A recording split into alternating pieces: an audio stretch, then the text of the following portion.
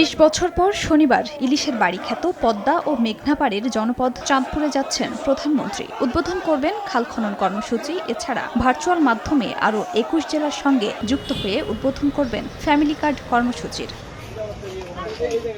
সফরসূচি অনুযায়ী রাজধানীর গুলশানের বাসভবন থেকে চাঁদপুরের উদ্দেশ্যে রওনা দেবেন প্রধানমন্ত্রী। যাত্রাপথে কুমিল্লার বরুড়া উপজেলার লক্ষ্মীপুর বাজার মাঠে পথসভায় যোগ দেওয়ার কথা রয়েছে তার। এ উপলক্ষে প্রয়োজনীয় প্রস্তুতি সেরেছেন জেলা ও উপজেলা প্রশাসন এবং স্থানীয় দলীয় নেতাকর্মীরা। নিরাপত্তা নিশ্চিত করতে সক্রিয় বিশেষ নিরাপত্তা বাহিনী বা এসএসএফ সদস্যরা। জলাবদ্ধতা সহ যানজট সহ যে সকল সমস্যাগুলি আছে এই সমস্যাগুলি ইতিমধ্যেই শেষ হওয়ার জন্য কাজ শুরু হয়ে গেছে। কুমিল্লার মানুষের সকল প্রাণের দাবি ওনার মাধ্যমে বাস্তবায়িত হবে।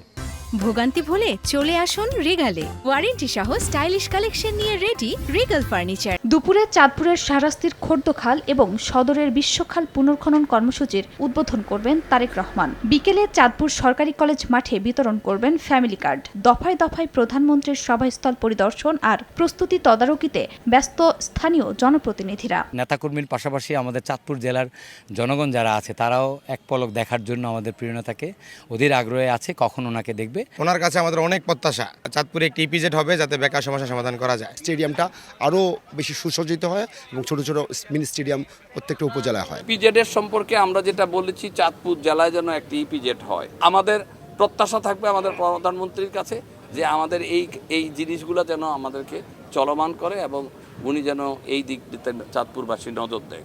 সরকারি এসব কর্মসূচি শেষে চাঁদপুর জেলা ক্লাবে বিএনপির সাংগঠনিক সভাতেও যোগ দেওয়ার কথা রয়েছে প্রধানমন্ত্রী তারেক রহমানের।